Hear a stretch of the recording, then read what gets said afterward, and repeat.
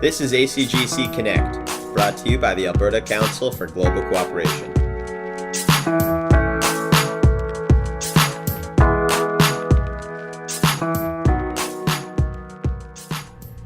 Hello everyone, and welcome to the ACGC Connect podcast. Today's episode is part 2 of our special 8-episode series focusing on the Istanbul CSO Development Effectiveness Principles. In this series, we're speaking to experts from around the world, including ACGC member organizations, in order to better understand the importance of the Istanbul Principles, the challenges the principles present, and how the principles are being implemented by CSOs in Alberta and internationally. Last month, we discussed the 8th principle on the commitment to realizing positive sustainable change. In this episode, we'll be exploring the 5th principle, transparency and accountability. We'll be speaking with Hans Zomer, who is the director of Dóchas, an international development organization based in Ireland, and in our member spotlight to Robert Fox, the executive director of Oxfam Canada.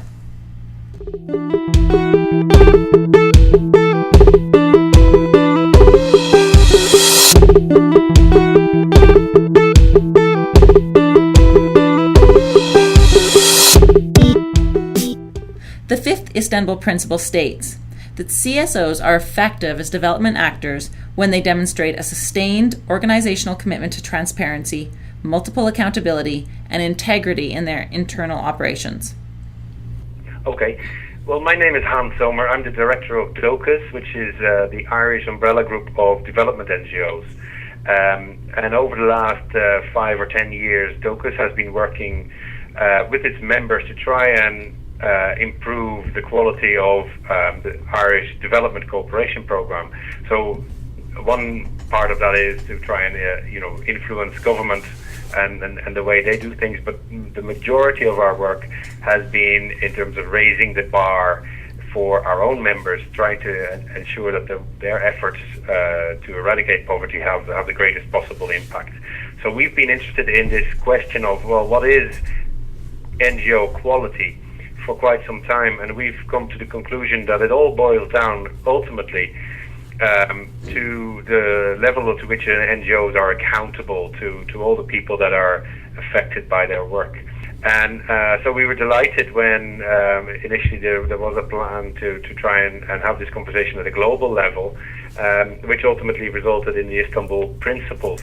So according to one of the open forum participants, where the Istanbul Principles are developed, transparency and accountability is as important to CSO organizations' mandates as the development effectiveness. In fact, sustainable development is impossible without transparency and accountability. Why do you feel that Principle 5 is essential for sustainable development? Well, I absolutely agree that when any conversation about quality in international development cooperation has to begin and end with the issue of transparency and accountability.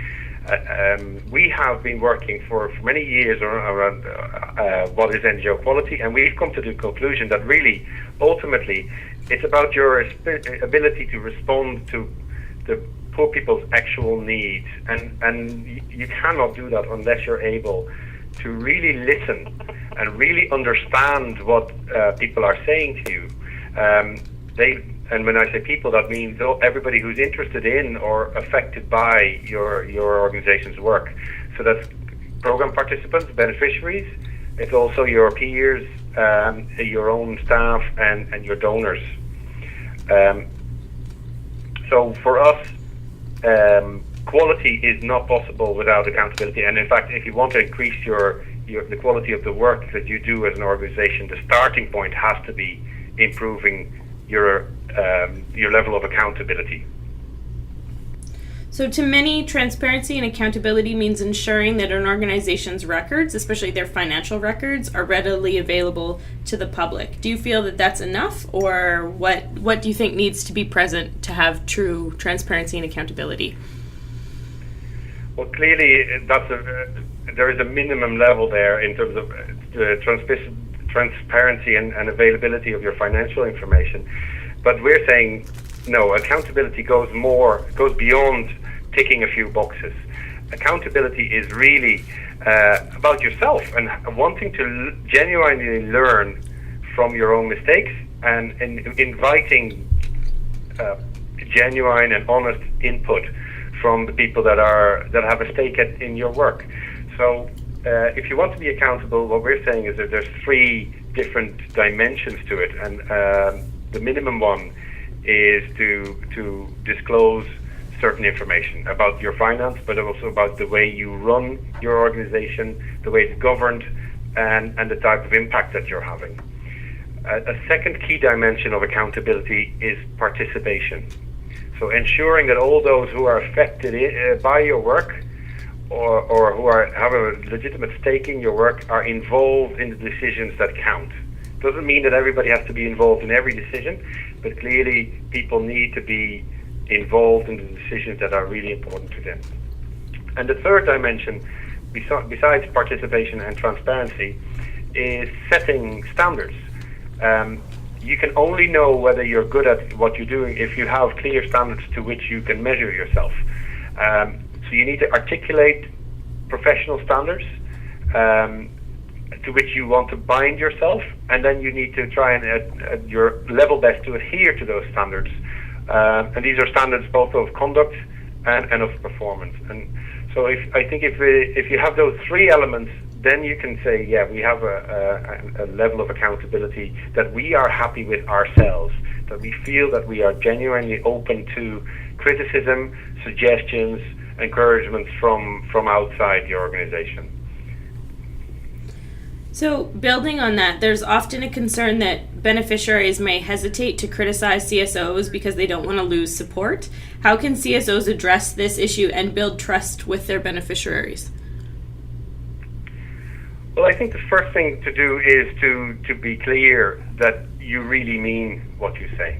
And then when an organization says that we value our beneficiaries' views, and we are basing our programs on their needs and their genuine needs, we have to acknowledge that there is a power imbalance here, and we have to show by our actions that we really mean and that we really are trying to listen to and respond to the signals we're getting from people, from beneficiaries. And I guess what I would say is that quite a few NGOs work with local partners and with program beneficiaries, but they tend to mix up a number of levels in which that work happens. They tend to focus on the collaboration that happens in the context of a project, and basically if you have agreed that you will run a project together, that's not enough. You also need to agree how you're going to work together. So you need an agreement at the project level and the outcomes and the activities, but you also need to have a clear agreement about the differences in roles and responsibilities that each of the parties have. So what I've seen from personal experience is that many programs are run basically on the basis of one document, which is the project proposal that has been provided to a donor. And that the project proposal will have plenty of information about the project activities and expected outcomes, but it doesn't necessarily spell out the roles and responsibilities of the various partners or how they will manage their relationship. And clearly, only if you are, walking the talk in terms of responding to what partners are telling you, will you be able to build that trust, build the sort of relationship that is required for genuine accountability. Great. And why do you feel it's important to include the voices of different stakeholders, especially marginalized people, in monitoring and evaluation? One of the reasons why it's so difficult to run a non-profit organization or a development NGO is that we have many different stakeholders, and all of them have legitimate demands and expectations from us. It's so much easier if you're in the private sector, because ultimately there's only one or two ways in which you're going to be accounted for, and that is, did you sell the product, and is your bottom line improving? In the non-profit world, we have a wide variety of stakeholders, all of them with legitimate demands on us. But what tends to happen is that the strongest relationship we have is the one with our donor, because obviously the donor has the means to force us to be accountable in the way that they want us to be. And the ones that are least powerful in the equation are the people that we are trying to serve, the beneficiaries or the program participants. So clearly we need to go the extra mile when it comes to what is known as downward accountability, so accountability to the program beneficiaries, because there is this power imbalance, and because people are there is a difficulty for them to engage in the type of decision-making processes that we're accustomed to. And all of it has to add up to some sort of an acknowledgement on the organization's part that really there is something to be gained in this for them. Being accountable and transparent is not something you have to do because you're being told to, but it's really the only way in which you can really genuinely hope to get better at what it is you do. Only if you're really genuinely listening to what people are telling you are you able to learn from your mistakes and guarantee the type of long-term impact that we're all saying we're aspiring to. Great.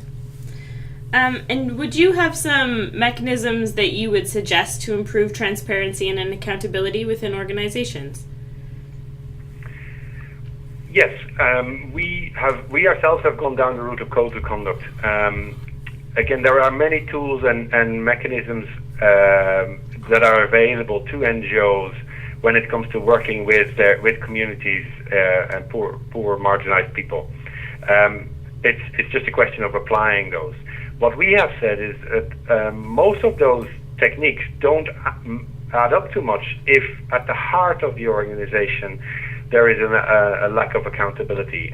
So we've said, well, the internal governance of your average NGO needs greater attention. So we have focused on a code of conduct on corporate governance, which sets out a number of principles around what the board of an NGO should be doing, what principles it should apply to its work, and how it should behave. And the thinking is that if your corporate governance is well developed, then all the others will flow from that. So we wouldn't advocate starting necessarily at the bottom, but we would say start at the heart of the organization, which is really the way you run your organization, and make sure that genuine commitment to accountability trickles down from there, if you will. Great. Anytime. Wonderful. Thank you so very much. Thanks very much, Diana. Have a great day. Have a good day. Okay.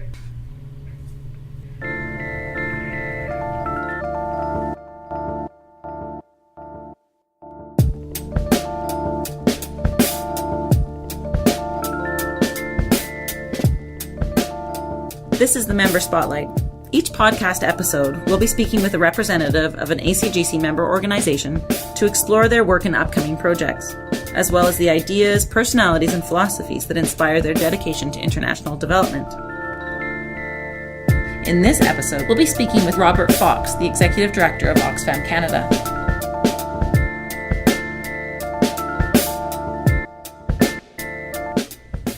So Oxfam is a rights-based organization. It works around the world to end poverty and injustice. Oxfam Canada's particular focus of our work is on women's rights and gender justice. So we support long-term development work in partnership and solidarity with women's organizations, women's networks, and NGOs around the world. We support humanitarian action, and we also are very, very much involved in advocacy and campaigning, support for advocacy and campaigning both in Canada and around the world. We work in the Americas, but also in Africa and in South Asia. Oxfam Canada has demonstrated a strong commitment to the 5th Istanbul Principle, which emphasizes transparency and accountability. What does this principle mean to you, and why do you feel it is important? Well, we take this very, very seriously, and we understand it at many, many levels. It is absolutely critical that if we're going to have integrity in the development process and in our role in that process, that we are accountable to women and girls, men and boys living in poverty around the world. It is in their name that we do our work. It is in their interest that we raise funds. And so first and foremost, we are accountable to them. But we are also clearly accountable to our donors and to our funders and to the Canadian public again, who vest in us their trust and their confidence that we are capable and competent and committed to our mission, and we see ourselves as leaders in this area. Can you tell us a bit about a specific Oxfam initiative that illustrates these strengths? Well, so, Oxfam is one of the very few Canadian organizations that has signed on to the International NGO Accountability Charter.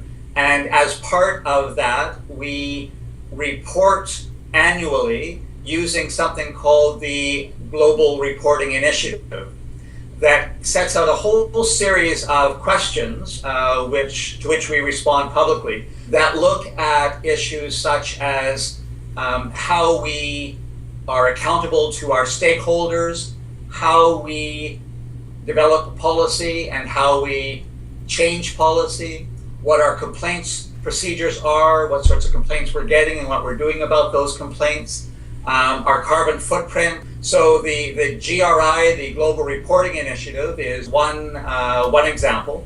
But another that I would cite that is in some ways even more innovative, we're the first Canadian NGO to undertake this sort of a study, and the first Oxfam actually to undertake this sort of a study. And it is a study that asks all of our partners around the world to evaluate our work. And in doing that, I know that on one hand, if you ask people to whom you give money if you're doing a good job, they're predisposed to say, yes, you're doing a good job because they think it's in their economic interest to answer that question that way.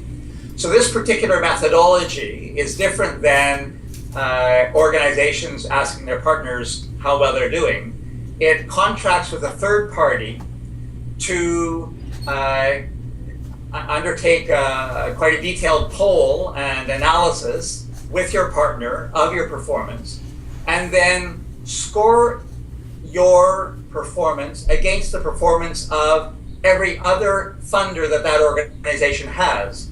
So it's not, is Oxfam Canada a nice funder? It is Oxfam Canada a better funder than all of your other funders against about 80 different criteria. And it looks at issues of how we work with them, our relationship with them, how respectful we are of their ways of working, the value added we bring to their work, the funding we bring to their work, the efficiency that we bring to our relationship, whether we're creating more bureaucracy than we're worth, all those sorts of questions. And we were very, very pleased to find that actually of the 29 global organizations that have undertaken this sort of a evaluation, that Oxfam Canada got the highest mark that any INGO has ever received for overall value added. And very, very high commendation for our work on gender justice and not just the commitment we have, but the capacity and expertise we have and our way of working with partners to develop their capacity, to build on their strengths and their assets and their abilities. Because frankly, if the only thing we were doing was giving grants to organizations, we should shut down. And we should get out of the way, and we should give those organizations some money to create a website and a PayPal account and support them in encouraging Canadians to donate to them directly. But it isn't just grants that we give.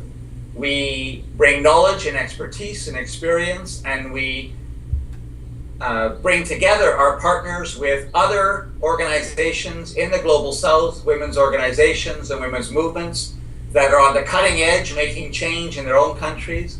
We link their experience, we help them deepen their analysis, and we help them build their tools and capacities for change. But again, if all that we were doing was building a better NGO in Guatemala, in Zimbabwe, in Ethiopia, in Indonesia, that itself really wouldn't be much justification for us to be doing the work that we say we're doing, and it would leave us far short of our mission of ending poverty and injustice. And so we see that there's another layer of challenge in terms of our evaluation, whereby we ask people whose lives we're committed to supporting and improving what they think about our work and what they think about the value added of our partners. What are some of the organizations or stakeholders that have benefited from your knowledge sharing efforts? So Oxfam Canada, as I've said, works with women's organizations and women's movements around the world, and with women within organizations that include women and men. So farmers' organizations, for example, in Nicaragua, in Cuba, in Mozambique. So in the last year, as part of a program that we call Engendering Change, that builds the support and builds the capacity of our partners to do gender transformative work and to really tackle within their own organization the power dynamics and the structures and cultures and policies and practices that inhibit their ability to really make breakthrough advances in changing the power dynamics between women and men, girls and boys. We brought them together in meetings in Southern Africa, in the Horn of Africa, in Central America, to look at their experience and to build on their experience. And one of the products of that process was to identify a list of 10 enabling factors that help an organization be a gender-just organization. And that builds on earlier work that we had done because, for example, 3 years ago, we did a gender audit of ourselves as Oxfam Canada because we promote gender audits among our partners. And if we're to have integrity in that, we recognize that we as an organization had to do a gender audit of ourselves and then publish that gender audit so that our partners, our public, would know what we had identified as our strengths and our weaknesses and what we had identified as our commitment to change. The level of poverty in this world is appalling. The level of injustice is obscene. The conditions day to day in the lives of women and girls around the planet is indefensible. And so we take our work very, very seriously, because if we don't take that work seriously, then we're doing a disjustice, an injustice, and a disservice to the people living in poverty in whose name we raise funds and we do our work. And we need to do our work better because we're not having the results individually or collectively that we wish to have and that we must have to end the levels of poverty and injustice that we see around the world. So, if we were less serious about this, we would be less deserving of the support of our Canadian constituency and less deserving of the trust of our partners around the world. What advice would you offer to other organizations that are looking to effectively practice transparency and accountability, and maybe the difference even in advice you would offer small organizations that are just beginning and larger organizations that are more well established? Well, the big thing is not to be intimidated by the scale of the challenge. People, particularly in smaller organizations, you have to do what you can do and do that well and do it with integrity. And sometimes, the appropriate response is to say, we're committed to this objective, but that particular area of work or that particular standard to which we are being held, it just doesn't make sense for an organization of our size and our capacity to try and do that in that way. But there is something else we can do or we must do. And there are some very, very basic things, having a very clear approach to how you deal with complaints and transparency around that. There's no organization that is too small to give that their thought and to build that into their system. To be clear that it is too easy to fall into the trap of thinking that your first and most important accountability is to your donors or to your funders. It is absolutely essential that we be accountable and we be transparent to our donors and to our funders. But at the end of the day, it is the people in whose name we're raising money, and the mission to which we're accountable. And we can't lose sight of that. And for larger organizations, we need to be, again, really mindful of walking our talk. We often criticize others, governments, corporations, for their lack of transparency, for their lack of responsiveness, for their lack of accountability. We need to walk our talk if we're to be credible with our own constituency, and if we're to inoculate ourselves from the criticisms of our critics and those who see us as a threat and take action to undermine the public's confidence in us. But we really appreciate you taking the time to speak to us today and to share some of your insights and expertise. It's been really great speaking with you. You're welcome. Good luck. Thank you. Have a wonderful day.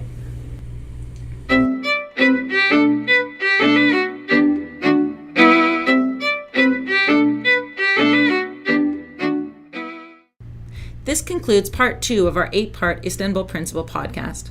Stay tuned next month for part 3. In part 3, we will be exploring the second Istanbul Principle, embodying gender equality and equity while promoting women and girls' rights. This podcast will feature interviews with Rosines Ospinas, the co-chair of a regional initiative working on a platform for promoting transparency and accountability in CSOs, occurring in 9 countries in South America. We reached Rosines in Buenos Aires, Argentina. We will also be speaking to Janice Eisenhower, co-founder of the Canadian Women for Women in Afghanistan group.